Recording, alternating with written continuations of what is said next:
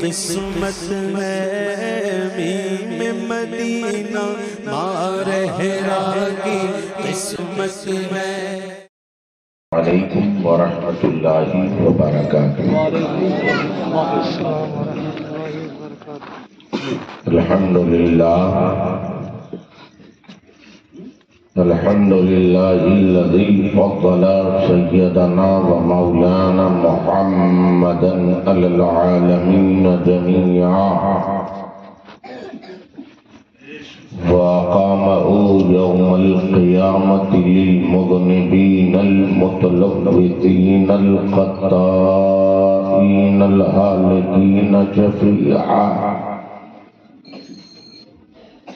فصلى الله تعالى عليه وسلم وبارك عليه وعلى كل من هو محبوب ومرضي لديه، صلاة تبقى وتدوم بدوام الملك الحي القيوم، أما بعد فأعوذ بالله من الشيطان الرجيم، بسم الله الرحمن الرحيم، من عمل صالحا من ذكر أو أنثى وهو مؤمن فلنحيينه حياة طيبة،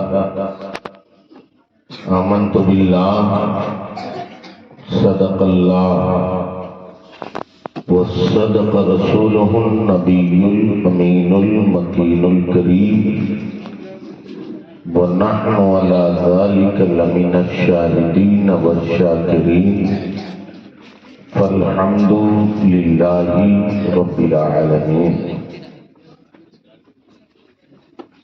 آئیے کچھ عرض و معروض سے پہلے ہم اور آپ سب مل کر اپنی اور ساری کائنات کے مرکز عقیدت ارواحنا فدا جناب محمد الرسول اللہ صلی اللہ تعالی علیہ وسلم کے دربار میں ہدیہ درود بآواز بلند پیش کریں اور پڑھیں، اللہم صلی علی سیدنا و مولانا محمد بارک وسلم، صلاۃ و سلام علیک یا رسول اللہ، صلاۃ و سلام علیک یا نبی اللہ۔ حضرات گرامی، قابل صد مبارکباد ہیں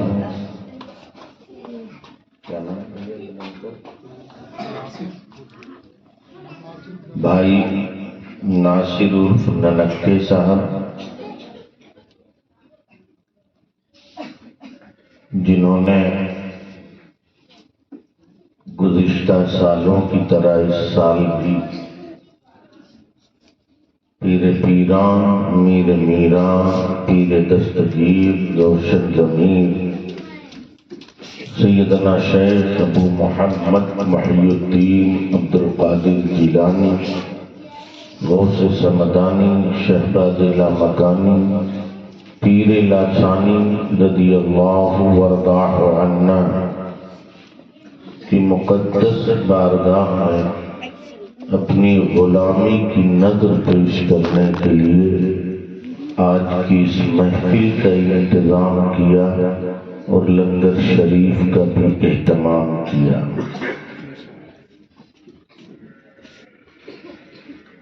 میرے کرم فرما پردھان جی کا پیغام محب گرامی قدر حضرت مولانا ظفر الاسلام صاحب زندہ مجدہ، جو آپ کے گاؤں کے خطیب و امام ہیں، جماعت کے لائق و فائق عالم دین ہیں، ان کے توسل سے مجھ تک پہنچا۔ پردھان جی بڑے کرم فرما، ایک دو ملاقاتوں ہی میں ان سے ایسا ربط ہوا، انہوں نے یاد کیا اور میں آپ سب کی محبتوں کی ڈور میں بندھا ہوا کشاں کشاں اس بزم میں حاضر آیا۔ دعا کرتا ہوں کہ اللہ رب العزت بھائی ناصر عرف ننک کے پردھان جی مولانا ظفر الاسلام صاحب اور آپ تمامی حضرات پر اپنے کرم کی بارشیں نازل فرمائے۔ کافی وقت ہو گیا ہے، دیہات کا مجمع ہے، کھانے کا بھی انتظام ہے۔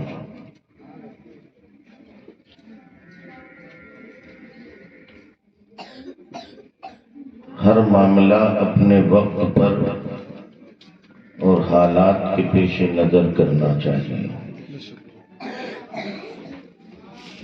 ورنہ کسی شاعر نے کہا تھا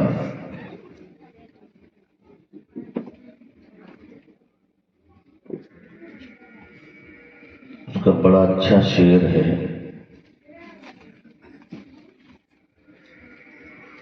اس کے ایک مصرع میرے ذہن میں ہے،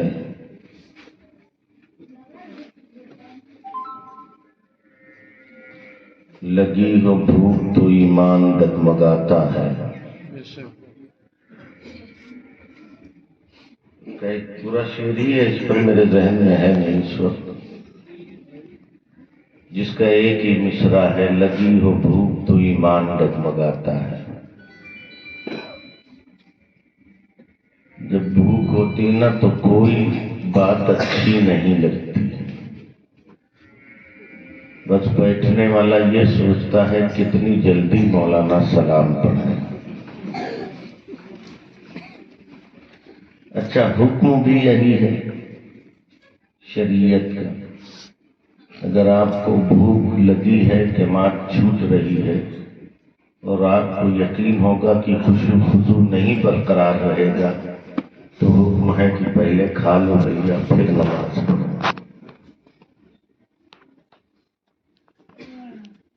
تو ننک کے بھائی نے لنگر کا بھی اہتمام کیا ہے،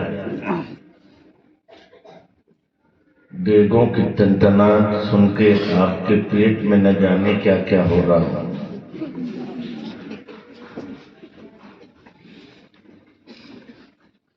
میں بہت زیادہ دیر آپ کا وقت نہیں لوں گا، لیکن میں جتنی دیر آپ سے گفتگو کروں بس یہ چاہوں گا کہ توجہ سے سن لیجیے۔ میرے پیشرو خطیب ناشر مسلک اعلی حضرت استاد القراء مجود ایاز حضرت قاری محمد احمد صاحب زیدہ مرتبہ کا شاندار شعلہ بار خطاب آپ نے سنا،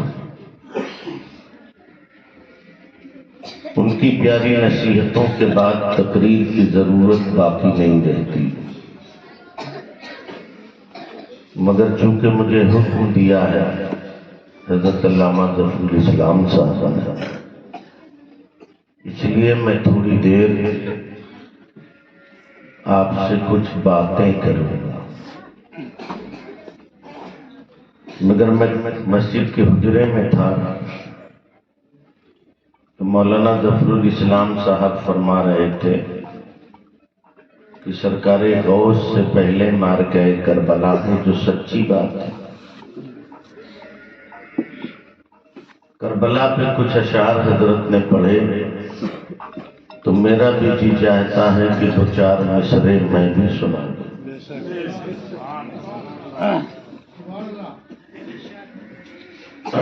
آپ لوگ نہیں بول رہے ہیں، آپ سے کوئی بیر ہے کیا؟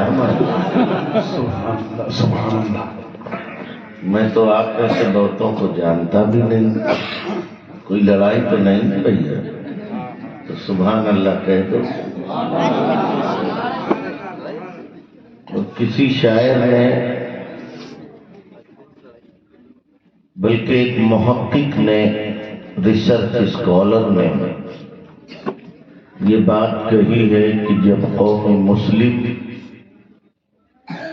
غفلت کی نیند سو رہی ہو تو اس کو جگانے کے لیے ایک نام حسین کافی ہے۔ سبحان اللہ، سبحان اللہ، سبحان اللہ، سبحان چار مصرے پڑھتا ہوں کربلا والوں کی شان ہے۔ پتھریلی وادیوں میں گوہر بولتے رہے۔ پردھان جی، کربلا اور کربلا والے آپ کی نگاہوں میں رہے۔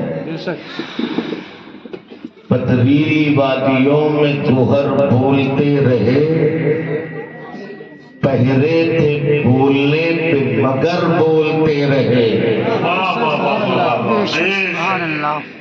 توجہ ہے نا آپ کی؟ پتھریلی وادیوں میں گوہر بولتے رہے، پہرے تھے بولنے پہ مگر بولتے رہے، خاموش چل کے ہو گئی تلوار کی زبان، لیکن جو کٹ گئے تھے وہ سر بولتے رہے۔ واہ واہ واہ، پیش نعرہ تکبیر، نعرہ رسالت، جس نے غوث الورا سرکار خلیفہ ملت، سرکار رفیق ملت، نعرہ تکبیر، نعرہ رسالت۔ آقا حسین سے بہت محبت کرنے والے ہیں۔ سبحان اللہ، جزاک اللہ۔ آپ کی محبتیں کہیں تو چار مصرے اور پڑھ دوں، بڑا لطف آ جائے گا، ایمان تازہ ہو جائے گا۔ یہ نہ سوچنا کہ ننک کے بھیا انعام دے رہے ہیں اس لیے پڑھ رہے ہیں، اس لیے کہ ہمارا تو ماننا یہ ہے کون دیتا ہے دینے کو منہ چاہیے، بے شک دینے والا ہے سچا ہمارا رب۔ بے شک۔ تو چار مصرے ان کے نواسوں کی شان میں سنو۔ بہت تقریریں سنی ہیں آپ نے، میں 3.5 مصرے پڑھوں گا، 4 آپ کو کرنا۔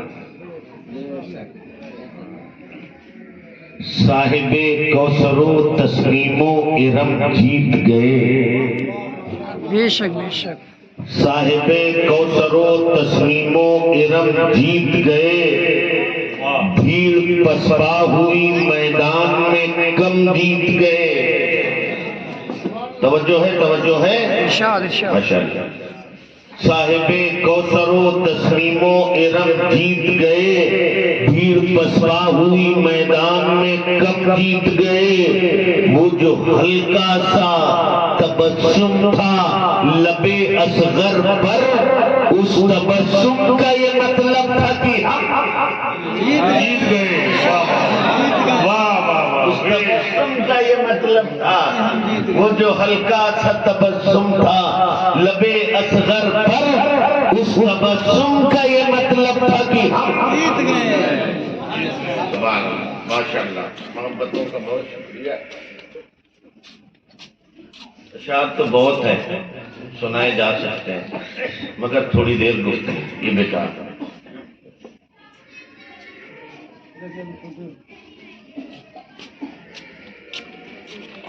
حضرات، ہم اور آپ سرکار غوث کی اس مقدس محفل میں بیٹھے،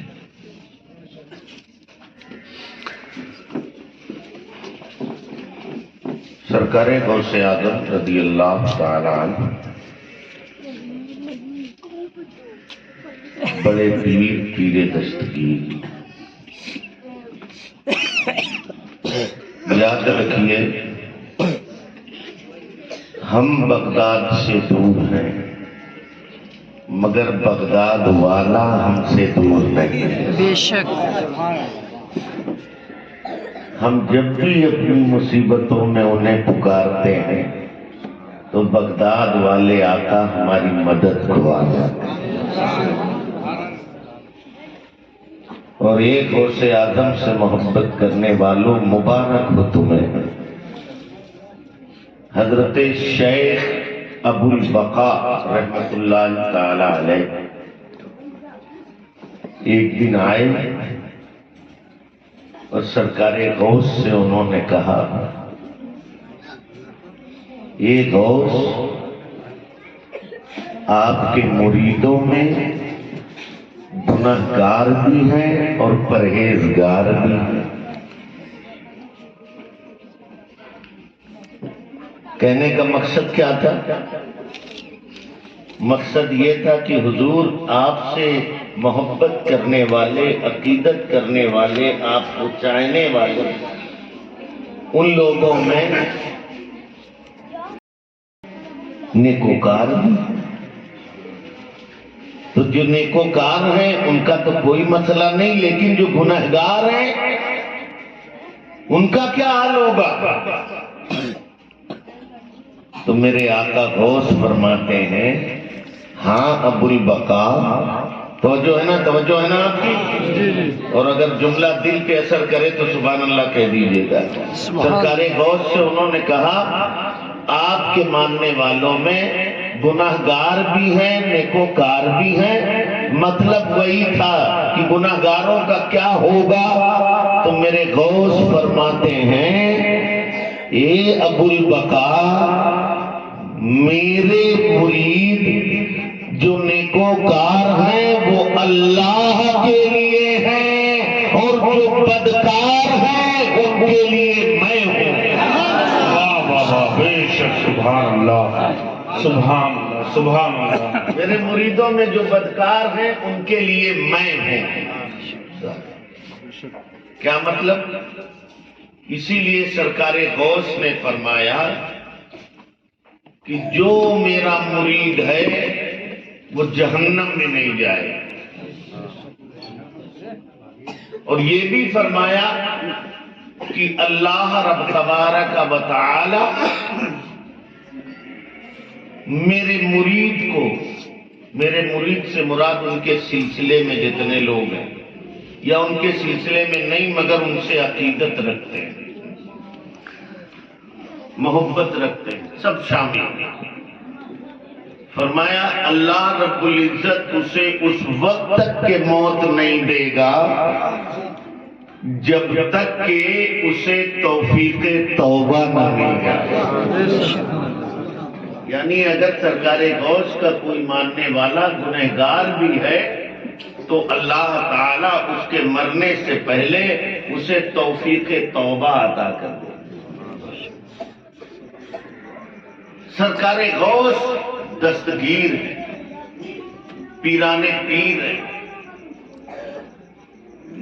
ہم ان سے دور ہیں لیکن وہ ہم سے دور نہیں۔ ارے ہم اور آپ کو کیا، انہیں پکارنے والے اگر غیر بھی پکارتے ہیں تو میرے غوث ان کی مدد کو آتے ہیں۔ میں ایک واقعہ نقل کرتا ہوں، اس کو علامہ فیض احمد اویسی نے اپنی کتاب الحقائق فی شرح الحدائق میں نقل کی۔ لکھتے ہیں راجستھان کی سرزمین ہے، راجہ رنجیت سنگھ کا زمانہ۔ اس کے زمانے میں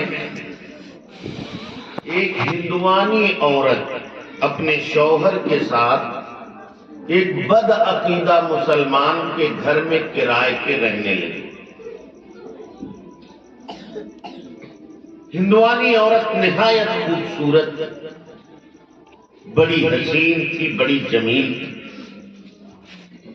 یہ بدعقیدہ مسلمان اس پر عاشق ہو گیا۔ ایک دن وہ بازار گیا، ادھر ہندوانی عورت نے اپنے شوہر کی ضمانت نہیں، ہم تو 11ویں والے پیر کی ضمانت چاہتے ہیں۔ واہ واہ واہ واہ، تو 11ویں والے، واہ واہ واہ، بے شک۔ اللہ، اس نے کہا اچھا چلو ہم نے تمہیں 11ویں والے پیر کی ضمانت میں دیا. اتنا سننا تھا کہ وہ عورت چھلانگ لگائی اور گھوڑے پہ سوار ہوئی. موقع دیکھا اس مسلمان تو تھا مگر بدعقیدہ تھا، کہلانے نام کا مسلمان. اس نے دیکھا کہ عورت گھوڑے پہ بیٹھ گئی، اس کا شوہر نیچے، اس نے تلوار نکالا اور ایک ہی بار میں اس عورت کے شوہر کا کام تمام کر دیا. 2 ٹکڑے ہو گیا، سر کہیں دھڑ کہیں. اس نے ایڑ لگایا، گھوڑے کو دوڑایا، گھوڑا سر پر دوڑنے لگا. اب وہ عورت پیچھے مڑ مڑ کے دیکھ رہی. اس بدعقیدہ مسلمان کو یہ بھی گوارا نہ ہوا تو ظالم نے کہا پیچھے مڑ مڑ کے کیا دیکھ رہی ہے؟ تو اپنے شوہر کی مری ہوئی لاش کو دیکھ رہی ہے. اس نے کہا نہیں، اگر تو یہ سمجھتا ہے کہ ہم اپنے شوہر کی مری ہوئی لاش کو دیکھ رہے ہیں تو یہ تیرا گمان غلط ہے. ہم اپنے شوہر کی مری ہوئی لاش کو نہیں، ہم تو 11ویں والے پیر کی ضمانت کو دیکھ رہے ہیں. ہم تو 11ویں والے کو دیکھ رہے ہیں. اللہ اکبر. جب اتنا بدعقیدہ مسلمان سے اس ہندوانی عورت نے کہا تو یہ ظالم بدعقیدہ تو تھا ہی. اس نے کہا ارے کیا ہوا، میں نے ایسے ہی کہہ دیا تھا، ان کو مرے ہوئے تو صدیاں گزر گئیں اور وہ بغداد میں ہیں، وہ کیا مدد کرنے آئیں گے. تاریخ میں لکھا ہے جیسے ہی اس بدعقیدہ مسلمان ظالم نے یہ جملہ ادا کیا کہ ان کو مرے ہوئے زمانہ گزر چکا ہے، معاذ اللہ، وہ کیا تمہاری مدد کو آئیں گے. کیا دیکھا سامنے ایک نقاب پوش ننگی تلوار لیے ہوئے سر پر گھوڑا دوڑاتا چلا رہا ہے. اس بدعقیدہ مسلمان کے قریب آیا، تلوار کے ایک ہی بار میں اس کو جہنم رسید کیا. گھوڑے سے اترا، پھر ادھر چلا جہاں ہندوانی عورت کے شوہر کی لاش پڑی تھی. سر اٹھایا، تن کے قریب لایا، گردن سے جوڑا، تھوک لگایا، پھر ایسی سرجری کی کہ امریکہ کا سرجن بھی شرما جائے. قدم سے ٹھوکر ماری، فرمایا قم بإذن اللہ، اللہ کے حکم سے کھڑا ہو جا. وہ مردہ زندہ ہو گیا. نقاب پوش جانے لگا، نقاب پوش آگے بڑھ رہا ہے. اب وہ ہندوانی عورت ہے، وہ پیچھے پیچھے جا رہی ہے اور کہہ رہی ہے اے دیالو مہاراج کہاں جا رہے ہیں؟ میری ماں کا سندور بچانے والے آقا کہاں جا رہے ہیں؟ مجھے زندگی دینے والے آقا آپ کہاں تشریف لے جا رہے ہیں؟ کہاں جا رہے ہو مہاراج؟ مجھے زندگی دی ہے، میرا سہاگ بچایا ہے، ماتھے کی بندیا بچائی ہے، میرا سندور بچایا ہے. مہاراج کہاں جا رہے ہیں؟ مہاراج ذرا رکیے، اپنا نام تو بتا دیجئے. اگر اتنا کرم نہیں ہوتا تو کم از کم اتنا کرم کر دیجئے کہ اپنے رخ سے نقاب ہٹا دیجئے. قدموں پہ پڑی ہے ہندوانی عورت اور لجیا کے ساتھ کہہ رہی ہے، گڑگڑا رہی ہے مہاراج بڑی دیا کیا ہے، آپ نے کرم کیا ہے مجھ پر، میری آبرو بچا لی ہے، میری لجا بچا لی ہے، ماتھے کی بندیا بچا لی ہے، ماں کا سندور بچا لیا ہے، میری زندگی بچا لی ہے، میرا سہاگ بچا لیا ہے، اسے نئی زندگی دے دی ہے. مہاراج اب اتنا تو کرم اور کر دیجئے، اتنا احسان اور کر دیجئے، اپنا نام بتا دیجئے کہ مجھ پر یہ احسان کرنے والا کون ہے. اور اگر نام نہیں بتاتے تو کم از کم اتنا ضرور کر دیجئے اپنے رخ سے نقاب ہٹا لیجئے. وہ قدموں میں پڑی ہوئی التجا کر رہی ہے. نقاب پوش کو ترس آیا. مورخ لکھتا ہے اس عورت کے کہنے پر جب نہ گھوڑسوار نے نقاب پوش نے چہرے سے نقاب ہٹایا ہے تو تاریخ کہتی ہے وہ کوئی اور نہیں تھا، وہ 11ویں والا پیر تھا.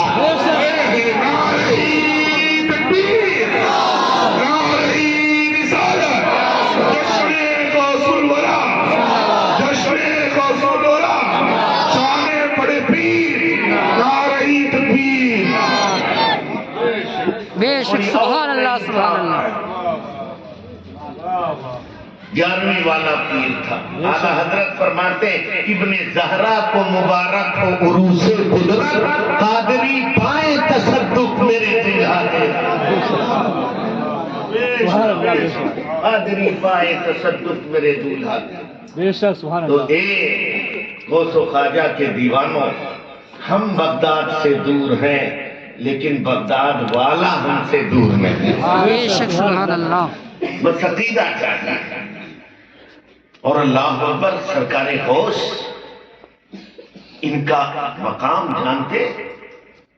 علماء فرماتے ہیں کہ انبیاء میں جو مقام ہمارے آقا محمد عربی صلی اللہ علیہ وسلم کا ہے، اولیاء میں وہی مقام، اتنا بلند مقام سرکار غوث کا ہے۔ اللہ اکبر، ان کا مقام سمجھنا چاہتے ہو تو آؤ، میں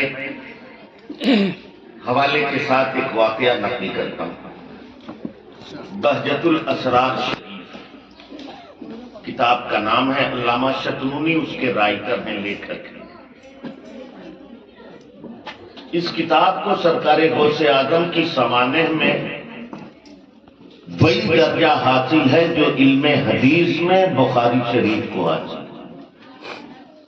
بعد کی تمام کتابوں کا ماخذ یہی کتاب ہے جس کا نام بہجت الاسرار شریف۔ اس بہجت الاسرار شریف میں ایک واقعہ لکھا علامہ شتنونی، کہتے ایک دن سرکار غوث اعظم کوفہ کے، بغداد کے تمام بڑے اولیاء کرام کی بارگاہ میں فاتحہ پڑھنے کے لیے نکلے۔ فاتحہ پڑھتے پڑھتے حضرت سیدنا امام احمد ابن حنبل کی مزار سے پہنچے۔ یہ امام احمد ابن حنبل جانتے ہیں کون؟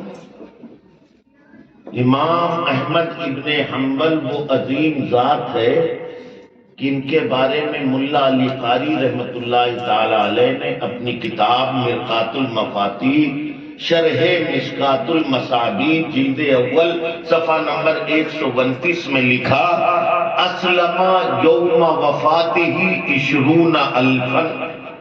امام احمد ابن حنبل کی شان یہ ہے کہ ان کے جنازے کو دیکھ کر 20,000 غیر مسلموں نے اسلام قبول کیا۔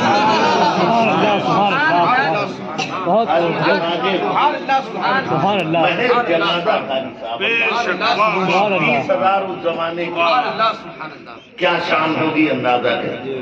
اتنا ہی نہیں، یہی ملا علی قاری اسی صفحے پر لکھتے ہیں کہ امام احمد ابن حنبل کا مزار دریائے فرات کے کنارے طغیانی آئی، پانی حضرت کی مزار میں جانے لگا۔ آپ نے اس وقت کے مفتی اعظم بغداد کو خواب میں دکھایا، وہ آئے لوگوں کو لے کے، آپ کا مزار شریف کھولا۔ زمانہ گزر گیا، مثال فرمائے، مگر جب آپ کا مزار کھولا تو کیا ملا؟ کہتے فوجد کفنہ صحیحا ولم یبل ولم یتغیر جثتہ۔ مزار پاک کھولی گئی تو ایسا لگ رہا تھا کفن ابھی پہنایا گیا ہے۔ واہ بے شک سبحان اللہ۔ کوئی جسم کا عضو اور حصہ خراب نہیں ہے۔ پانی مزار میں جا رہا تھا، ولم یبل، مگر پانی سے آپ کا کفن تر نہیں ہوا۔ علماء فرماتے ہیں کہ پھر جانتے ہو کیا طریقہ ہوگا؟ قبر والا مزار میں ہو اور پانی جائے تو ظاہر سی بات ہے اس کا جسم اور کفن دونوں پانی سے بھیگنا چاہیے، مگر نہیں بھیگا۔ تو کہتے ہیں جانتے ہو کیفیت کیا تھی؟ جب مزار کھولا گیا تو سرکار امام احمد ابن حنبل کا لاشا ایسے اٹھا ہوا تھا، پانی نیچے سے گزر رہا تھا۔ سبحان اللہ سبحان اللہ۔ یہ امام احمد ابن حنبل، ان کی مزار پر سرکار غوث فاتحہ پڑھنے گئے۔ بے شک سن رہے ہیں؟ یہ آج کا نہیں ہے، کچھ لوگ فاتحہ پہ بہت اعتراض کرتے ہیں نا۔ اب وہ موقع نہیں ہے، وہ کبھی اور بتائیں گے فاتحہ کہاں ہے۔ سرکار غوث امام احمد ابن حنبل یہ ملا جی سے تو بہت پہلے کے ہیں. یہ ملا جی تو آج کی پیداوار ہے.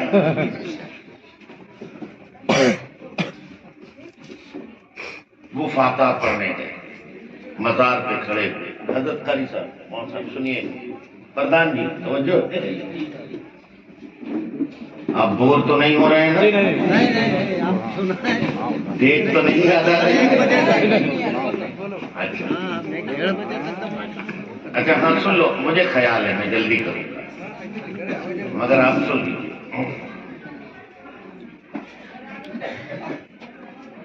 امام احمد ابن حنبل کی مزار پہ فاتحہ پڑھنے گئے. کون؟ سرکار غوث اعظم. فاتحہ ناجائز ہوتا تو غوث اعظم پڑھنے جاتے. یہ کٹ ملا غوث اعظم سے زیادہ جانتا ہے.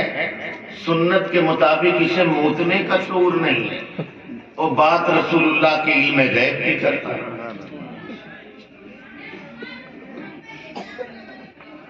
سرکار غوث فاتحہ پڑھنے گئے. اب واقعہ کیا؟ مزار امام احمد ابن حنبل ہے اور ہمارے غوث ہاتھ پھیلائے فاتحہ پڑھ رہے ہیں. سرکار غوث کی مزار پر جب سرکار امام احمد ابن حنبل کی مزار پر جب سرکار غوث فاتحہ پڑھ رہے تو امام احمد ابن حنبل اپنی مزار میں مچل رہے.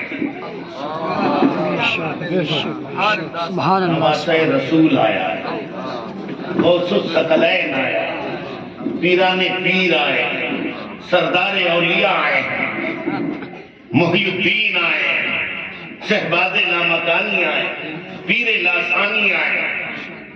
نواسہ رسول فاتحہ پڑھ رہا ہے, امام احمد ابن حنبل مچل رہے ہیں قبروں میں. برداشت نہ کر سکے تو روایت میں ہے فخرج امام احمد ابن حنبل من قبره فضم الشیخ عبد القادر الى قبره وآتاه خلعة وقال له انت عالم مني في الشریعة والطریقة والمعرفة والحقیقہ. سبحان اللہ سبحان اللہ. تو پتہ ہی نہیں آپ کو بھائی, اس کے آگے بین باجے. اب ترجمہ سنیے, ایمان تازہ ہو جائے گا. کھڑے ہیں غوث اعظم امام احمد ابن حنبل کی مزار پر فاتحہ پڑھ رہے ہیں. امام احمد ابن حنبل وجد میں آئے, فخرج من قبرہ, قبر انور پھاڑ کر باہر آ گئے. قبر پھاڑ کے باہر آ گئے, باہر نکل آئے. اللہ اکبر کبیرہ.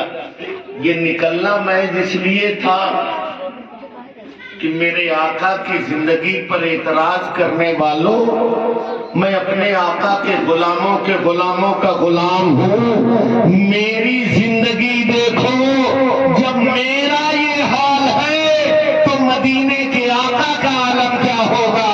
جب ان کے گدا بھر دیتے ہیں شاہان زمانہ کی جھولی, محتاج کا جب یہ عالم ہے, مختار کا عالم ہے.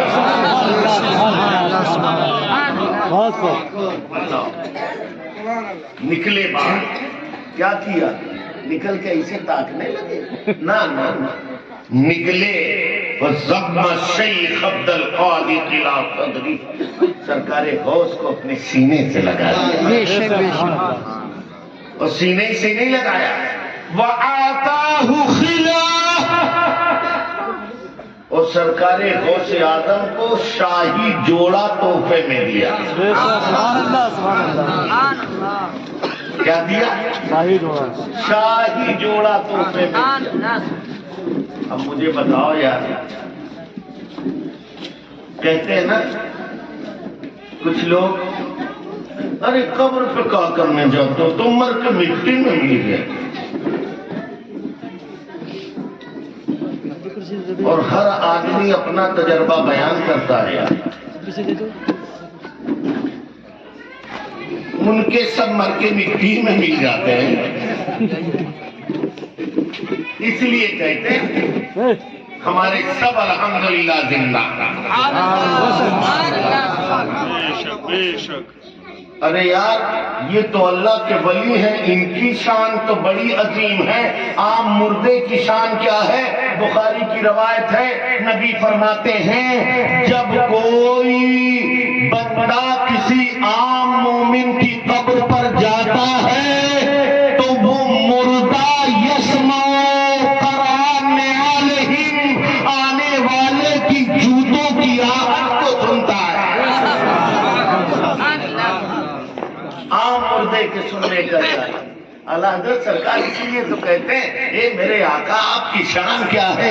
دور و نزدیک کے سننے والے وہ کان لالے کرامت پہ لاکھوں سلام، کان لالے کرامت پہ لاکھوں سلام۔ اللہ سینے سے لگا لیا، شاہی جوڑا دیا۔ کہاں سے لائے تھے؟ بغداد میں مارکیٹ لگا تھا، وہاں گئے خرید کے لا کے دے دیے؟ نہیں، قبر ہی سے ساتھ میں لے کے آئے تھے۔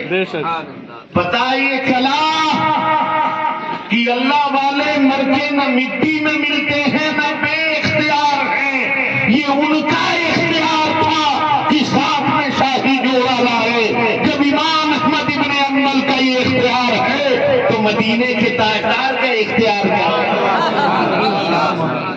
اسی لیے تو میرے اعلیٰ حضرت کہتے ہیں یا رسول اللہ یہ آپ کا نام لے کے آپ کا کھا کے غداری کرتے ہیں، جو چاہیں یہ کہیں، مگر آپ کا دیوانہ تو یہی کہے گا میں تو مالک ہی کہوں گا کہ ہم مالک کے حبیب یا کہ محبوب و محب میں میرا تیرا۔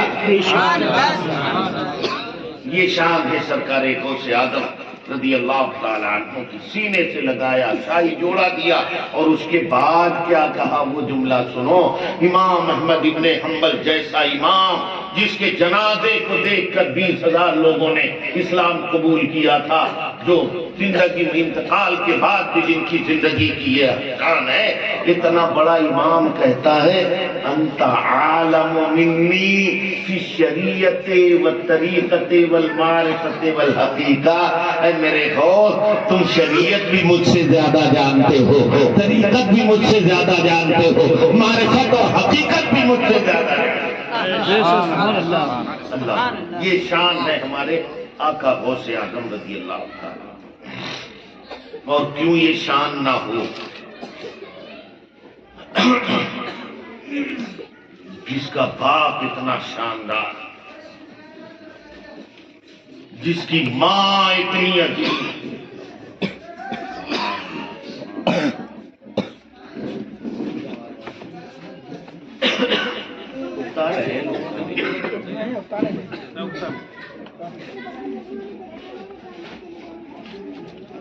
جس کا باپ اتنا عظیم ہے اور جس کی ماں اتنی عظیم، اس کا بیٹا کتنا عظیم ہے۔ کبھی محسوس کیا بہتا ہوا سیب جا رہا، بھوک لگی تھی، تقاضۂ فطری تھا، اٹھا کے کھا لیا، مگر پھر احساس جاگا یہ اللہ کس کے باپ کا تھا، میں نے بغیر اجازت کھا لیا۔ گھر گئے، رات بھر بے چین رہے، صبح اٹھے تو نہر کے کنارے کنارے چلے جاتے، کافی دور نکلے تو دیکھا کہ ایک باغ ہے اور سیب کی ٹہنی پانی سے لٹکی، اندر گئے، دیکھا ایک بزرگ نہایت سفید ریز نورانی چہرے والے بیٹھے، سلام کیا، جواب دیا، کیسے آئے؟ حضور معافی چاہتا ہوں۔ کیسی معافی؟ تمہاری ہماری پہلی ملاقات ہے، کوئی بات بھی نہیں، تم معافی کہتے؟ کہا حضور بات دراصل یہ ہے کہ آپ کے باپ کا سیب میں نے بغیر اجازت کھا لیا۔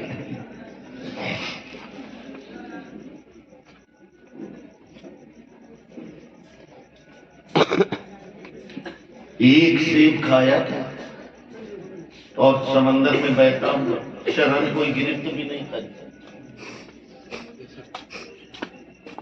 مگر ایک ساتھ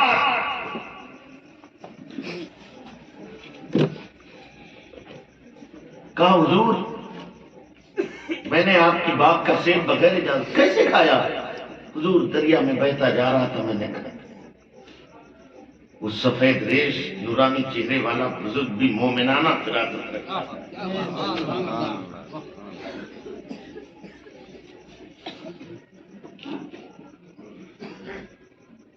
وہ سمجھ گیا کہ یہ عام ہیرا نہیں، یہ کوہ نور ہیرا ہے۔ اس بزرگ نے کہا نہ ایسے معافی نہ ملی۔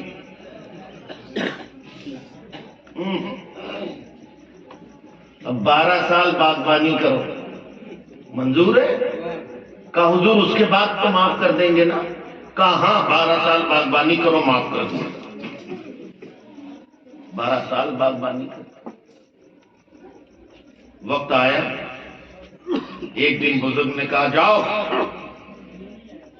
میٹھے میٹھے پھل باغ سے توڑ کے میرے لیے لاؤ۔ جوان گیا، پھل لا کے رکھا ٹوکری میں۔ ضعیف نے بزرگ نے کھایا، کھٹا تھا، پھینک دیا۔ ارے تم کیسے سیب لے آئے؟ 12 سال سے باغبانی کر رہے ہو، تمہیں پتا نہیں کس سے درخت کا سیب میٹھا ہے اور کس کا کھٹا ہے؟ یہ کھٹے کھٹے سیب لے آئے۔ قربان جاؤ، سبحان اللہ۔ اس جوان کے جواب پر اس نے کہا حضور آپ نے باغبانی کا حکم دیا تھا، سیب کھانے کا حکم نہیں دیا تھا۔ میں نے باغبانی کی ہے، رکھوالی کی ہے، مگر باغ کا ایک سیب بھی میں نے آج تک چکھا نہیں ہے، تو مجھے کیا معلوم کس درخت کا سیب میٹھا ہے اور کس کا کھٹا ہے؟ سبحان اللہ سبحان اللہ، بے آج شک۔ تک کہ میں نے چکھا نہیں۔ 12 سال باغبانی کیا اور چکھا نہیں۔ گوشت کا لنگر لٹانے والوں، کتنا مال اندر کر جاتے ہو دوسروں کا۔ احساس ہے تمہیں؟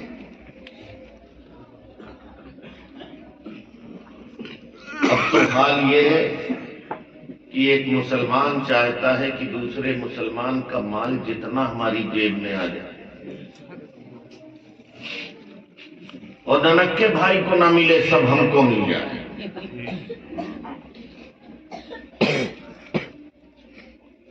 ایک ایک بالش زمین کے لیے لڑتے اور جھگڑتے، 20 سال مقدمہ لڑتے، لاکھوں روپے برباد کرتے۔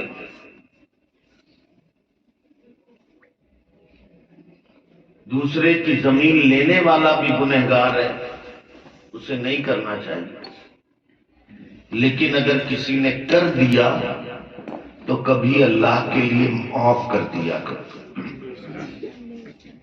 یا اللہ تیرا بھلا کر۔ اتنے مقدمے نہ لڑا کرو۔ ارے بند کرو اس کو، معاف کر دیا کرو۔ ایک بھائی بنا رہا ہے گھر، دوسرے کو الجھن ہو رہی، کہاں سے آیا؟ مخبری شروع ہو گئی۔ اب تو مسلمانوں میں نمازی اور روزے دار تو نہیں، مخبر زیادہ پیدا ہو گئے۔ ہر مخبر تمغہ لینے کا نعرہ لگایا۔ میرا بھائی بول نہیں پا رہا تھا، مگر پوری طاقت سے ہاتھ اٹھایا اور مجھے روک دیا کہ میرے بھائی مجھے نہیں، مجھ سے پہلے میرے اس بھائی کو پانی پلا دیا۔ مجھے نہیں، مجھ سے پہلے میرے اس بھائی کو پانی پلا دیا۔ کہتے ہیں میں مشکیدہ لے کے پہنچا دوسرے مسلمان کے پاس، کہتے ہیں ڈالنا چاہا، تیسرے مسلمان کی آواز آئی، التاش التاش، ہائے پیاس ہائے پیاس۔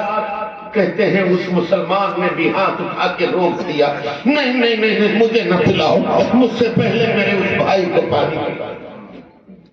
کہتے ہیں میں تیسرے کے پاس گیا، جب تک کہ میں پہنچتا میں قریب گیا تو دیکھا انہوں نے جامِ شہادت نوش کر دیا، شہید ہو گئے۔ کہ دوڑتا ہوا میں دوسرے کے پاس گیا کہ اسے تو پانی پلا دوں، مگر گیا تو دیکھا وہ بھی شہید ہو گئے۔ کہتے دوڑتا ہوا گیا کہ میں اپنے چچا زاد بھائی کو پانی پلا دوں، کہتے ہیں میں ان کے قریب پہنچا، جیسے ہی پانی لے کے پہنچا ان کی بھی روح پرواز کر گئی، انہوں نے بھی جامِ شہادت نوش کر دی۔ یہ تھے رسول اللہ کے دیوانے، اپنے اوپر نزا کالا، جاکری کالا، دنیا سے جانے کا وقت، پیاس شدید ہے، حلقوم میں کانٹے پڑ گئے، ہونٹوں پہ پپڑیاں پڑ گئی، پانی کی سخت ضرورت، مگر ایسے ماحول میں بھی انہوں نے اپنے اوپر اپنے مسلمان بھائی کو ترجیح دی کہ مجھے نہیں، مجھ سے پہلے میرے اس بھائی کو پانی پلا دو۔ اور کیوں نہ ہوتا، انہوں نے اپنے آقا محمد عربی سے ان کا فرمان دل نواز سنا تھا، جس میں ان کے آقا نے فرمایا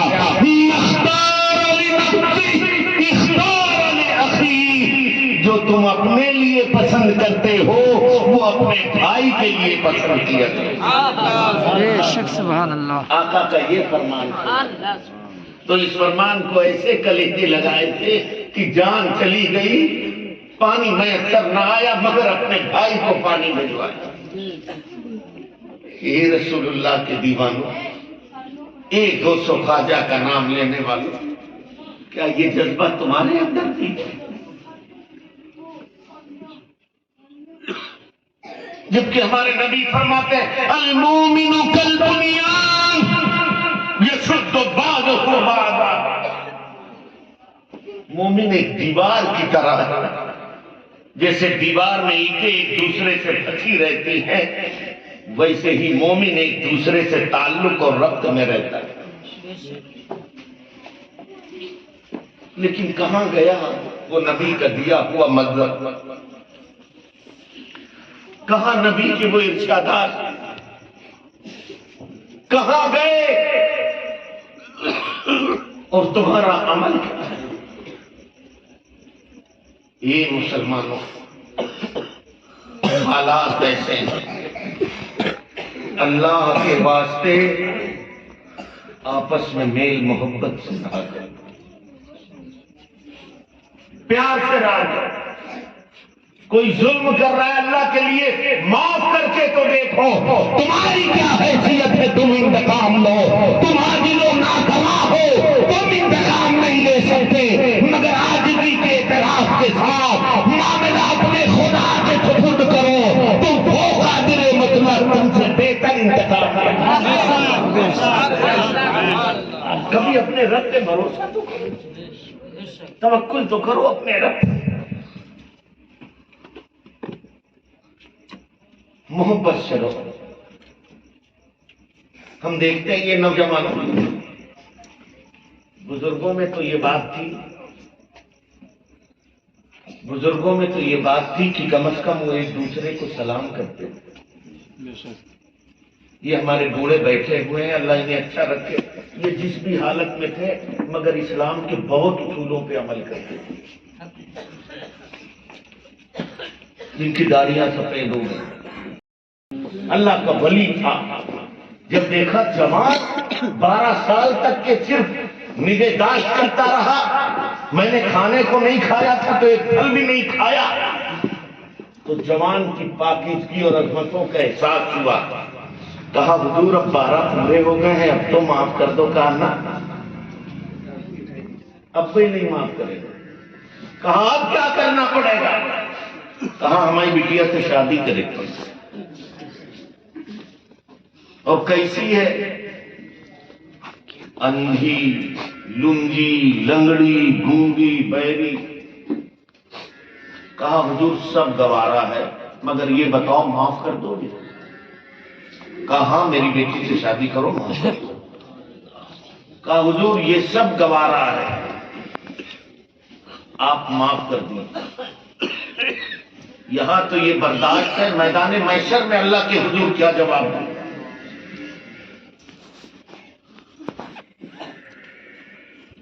کہا ٹھیک ہے کروں. کہا پھر شام کو آؤ. نکاح پڑھا دیا.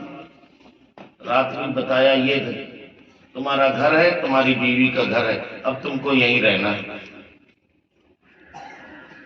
سرکار غوث اعظم کے ابا گئے اپنے گھر میں. جیسے ہی اندر داخل ہوئے اچک کے باہر آ گئے. بزرگ بیٹھے ہوئے.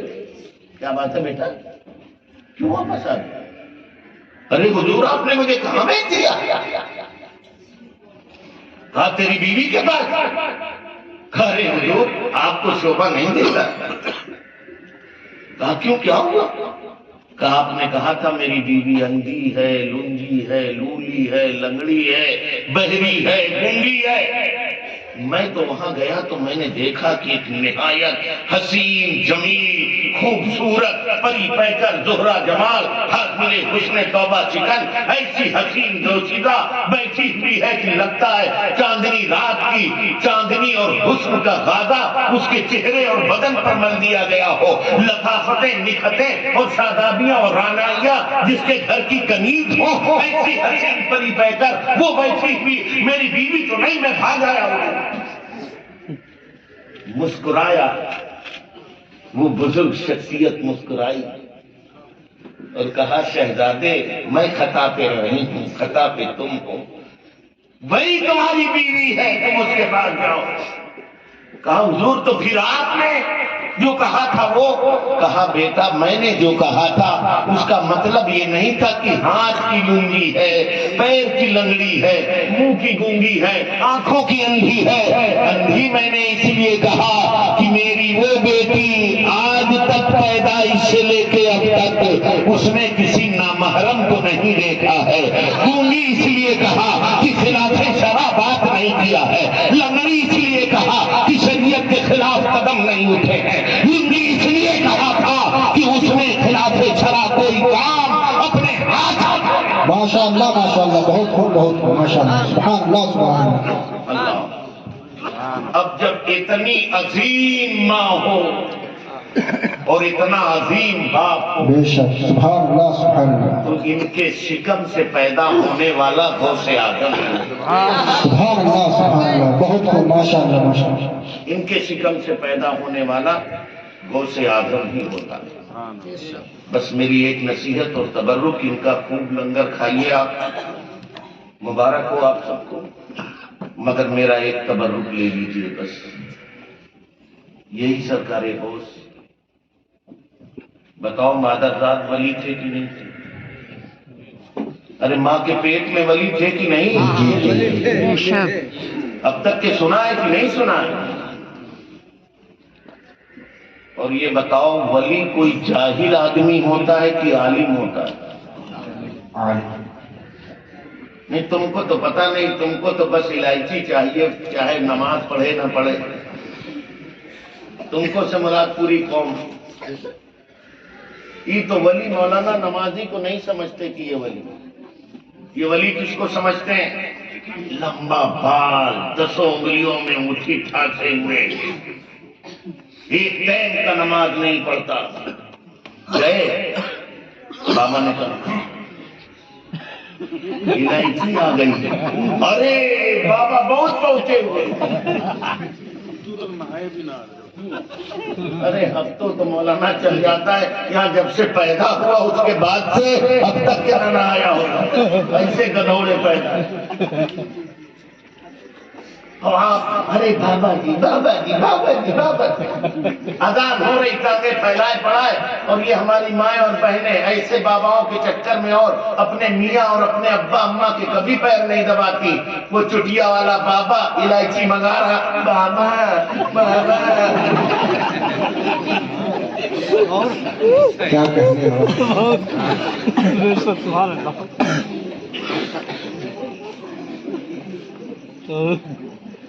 ہے کہ نہیں ہے سب؟ بتاؤ. یاد رکھو ہوا میں اڑنے والا ولی نہیں، جی پانی پر چلنے والا ولی نہیں، ولی وہ ہے جو رسول اللہ کی سنت پر عمل کرے، ماشاء اللہ بہت بہت بہت ماشاء اللہ. جو رسول اللہ کی سنت پر عمل کرے وہ ولی ہے. اس کے چکر میں نہ پڑا کرو. کہتے بہت پہنچے ہوئے ہیں مولانا صاحب.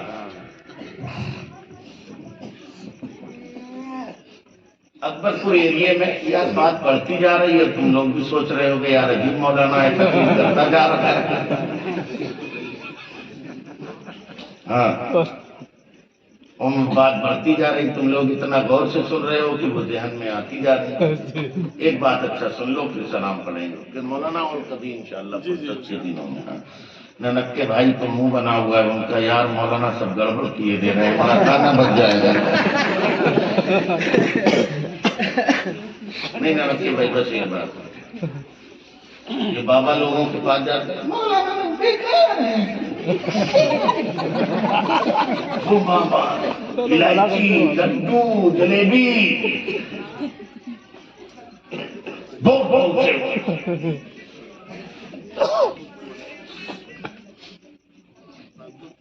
ہاں اکبر پور کا وہ واقعہ مجھے یاد ہے. اکبر پور میں ایک بابا کیا ہے، اب بھیا وہ ان کا کام تھا. الائچی آ گئی. آپ سے زیادہ یہ اماں بہنیں گھر بار چھوڑ کے سب آگے بابا، اور بس ان کی یہی شکایت، تو بابا ایسا کر دو ہمیں سارے بننا چاہیے.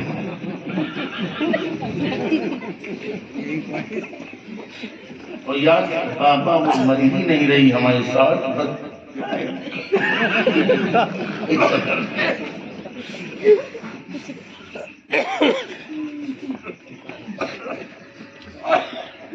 بابا وہ بندہ پیر پھیلائے ہوئے یہ پڑا پیٹ جو کیا ہوا ہے، رات میں کھڑا ہو جائے تو پتہ ہی نہ چلے کہ پی رہے کہ پی رہا ہے.